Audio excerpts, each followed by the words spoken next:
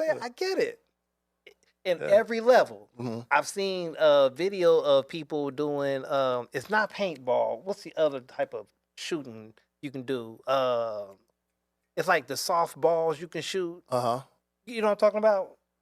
I'm thinking. I can't think of what it is right now, but it's basically it's like playing army games. Okay, right? okay. And so instead of doing paintball, we're actually getting hit with paint. It's just these pellets you're getting hit with. You see Okay. what I'm- Airsoft. Airsoft. Okay, yeah.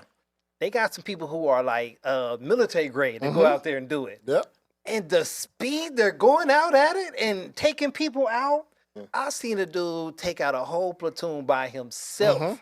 And because he's got a GoPro on the entire time. So you get to see first person, he boom, boom, boom, boom, boom, boom. And I'm like, wow, this cat is fast. And agile too. Right. He done jumped over 2-3 different areas to get to where he needed to get it to. Took out a whole squad of people who didn't see him until they got hit. Professionals. Pro level. It's just like if if I was in any setting out and some person pull a gun or something like that, you can best believe I'm getting down, I'm moving. Because they're turning it all and they don't know what they're doing. No, they don't. They don't understand the the trajectory, everything, that little kickback they're gonna get, the whole nine. They shoot paper targets. That's what they do. All right. And you got these professionals, you got the military. That's all they do is train targets, and they know how to shoot. So one the mantra was one shot, one kill. Because if I pull the trigger, I'm going to hit what I'm shooting at. Right. But no, not with a young person out in the street shooting. And they got these big old extended clips out, man. I said, man, you don't need that much to do that much. You know what I mean? I mean, that just shows me you're not efficient at what you do. Right. Yeah. Go get you a water gun, man.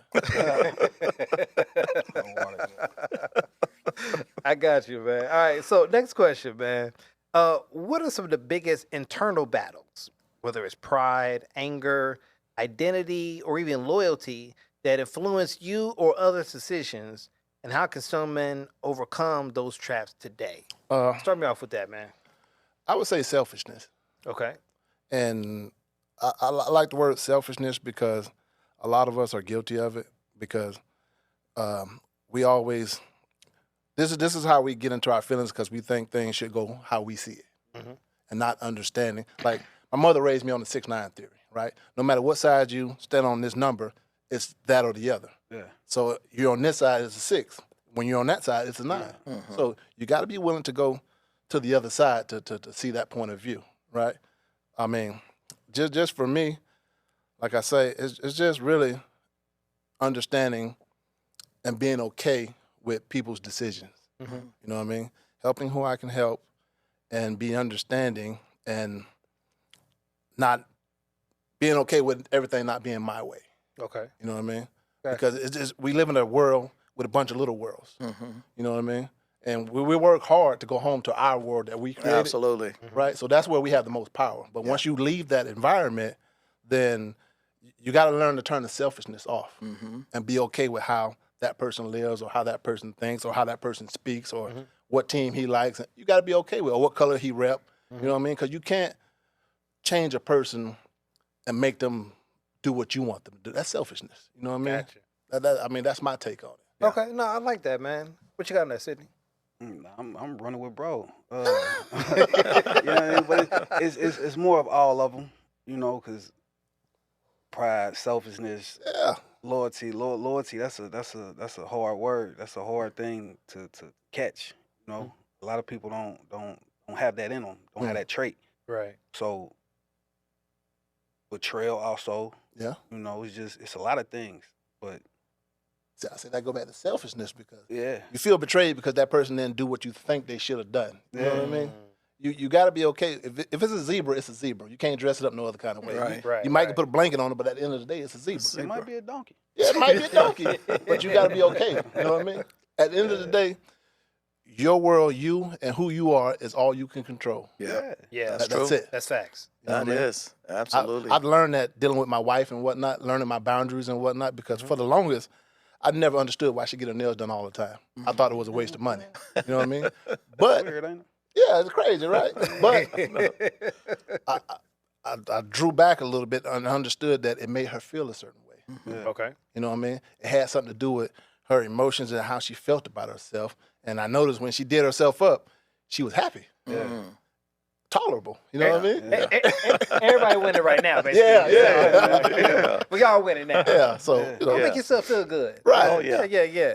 And I think I want to address on this topic that we're talking about right here is that, you know, I like the way you guys put that. We're talking about right here is that, you know, I like the way you guys put that. And you say, you know, I want to get, when I leave my world, my home, my sanctuary, and go out into this world. I don't care if it's just running an errand. Yeah, you to leave your world. Walmart or whatever.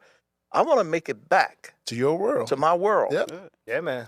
And, you know, being aware, because I don't know, sometimes I think that everybody's on medication or something. Sometimes I think that COVID do something to our brains when COVID hit, because everybody is in such a hurry to go nowhere. Nowhere fast. Road rage. Road rage. It's crazy. Road rage get you killed nowadays. It'll get you killed nowadays. On the horn.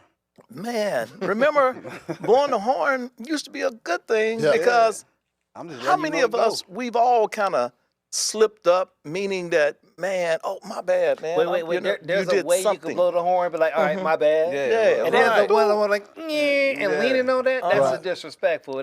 They know what they're doing with that. Go ahead. I'm sorry. You know, and then sometimes, you know, like say, I just look at it as, you know what? I know what I'm trying to do right now. I'm trying to get back home. Right. I'm trying to get to Walmart. That's my thoughts. You know, or whatever. So I'm not about to start a confrontation because the person tooted their horn. Smart. Or whatever the case. Most of the time, if they toot their horn, it's probably, it used to be back in the day, they're trying to get your attention for you to see, hey, man, what are you doing? You know, or whatever the case. Yeah. You know, we've all been there. And on both sides of it. But you saying like today, you know, that can get you killed. And to the point now where we won't even look at people when we're driving. Right. I'm like, what kind of world do we live in that when I come to a traffic light that I can't just simply take a look over to my left or to my right? You know, it may be somebody you know, whatever. But everybody's straight ahead, you know, and things like that. You know, and so we're just trying to go and accomplish that little mission. Yep. I'm going to the store to pick up some things, and I want to get back to my world safely. That's what it's my life every day. The world done came so dangerous now. It's dangerous. You know, so it's like the smallest things can turn into a big thing. Yes. So Yes. You just never know. So I'd rather be cautious in everything I'm doing than rather to be loose or lost founded or dumbfounded and doing anything. So I'd rather just be on my P's and Q's and straight there, straight back. Yeah. If I can get there, straight there and straight back. Because trouble will follow you anywhere you go. That's it. I'm going to tell you about that. I know what I want and I know what it is, right? My wife likes to go to the mall and shop and whatnot. As we got older, we understood our window kind of shrunk. So we go to the mall between, as soon as it open, and then 1 o'clock is our cutoff. Because that's when all the other people start coming out. You know what I mean? So I think it's just more like just being aware of the time and how the environment is and maneuvering yourself through That's it. Yeah, that's it. Just being mindful. I don't like big crowds. Me neither. I don't either. I can't like stand big it. crowds. I don't I either. like being where it's a lot of people. Can't do it. I don't know if I got PTSD or what, but I can't deal with a lot of people. I start panicking. You know what I mean? Not necessarily panicking when I'm ready to run. It's just like I get annoyed of people. You know what I mean? So now I'm thinking everybody out to get me somehow, like or something finna go wrong. Right. Sure. I just don't feel comfortable. So it's like I don't like being where it's a lot of people. I'm with you on that. I was at the fair the year they had that big fight with all the youth fighting. Yeah. And I don't care how strong you is, man. All them kids get to fighting and whatnot, everybody's falling down. Yeah. And I mean, yeah, so I'm with you on that. I can't stand big crowds. Well, I'm gonna keep it real with you, man.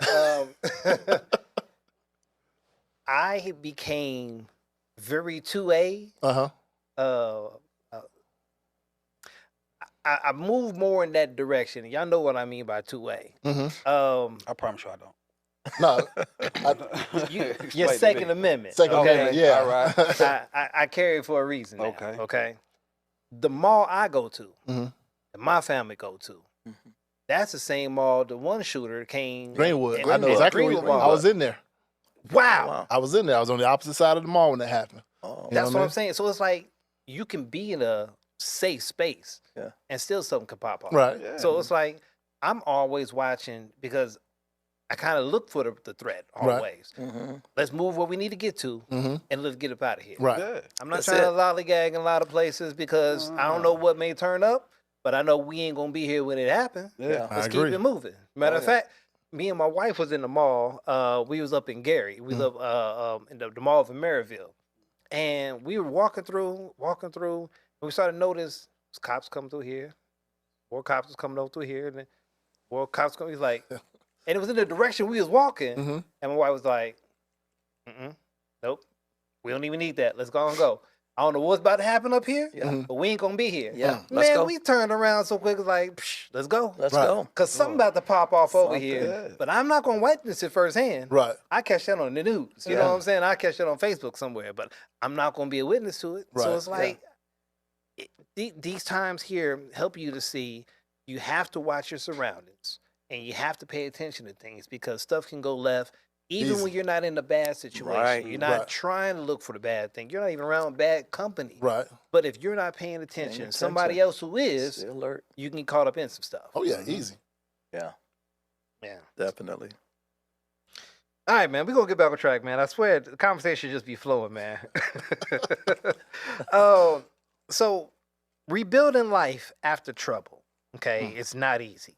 From both sides of the table, what are some realistic steps for redemption, restoration, or starting over? Lamar, start with you on that first, man. Oh man, I deal with this on a day-to-day basis now. I mean, there's no magic words for it, man. I mean, once you put yourself in this predicament, man, I mean, it's an uphill battle. I'm just gonna be honest with you. It's just an uphill battle from here on out. I would always say to the individual, it's really time to start looking inward, right, and start thinking outside the box. Yeah. Because, for example, I got an individual right now, due to his charges, he can never really get into those factory jobs. You know what I mean? Yeah. Like Allison, you know, the $20 an hour job. Yeah. You know, Yeah. he's on the low end of everything, right? Yeah. But I told him his next best option really is self-employment. Yeah. You know what I mean? That way he's in a little bit more control and he can make the money he needs. You know what I mean?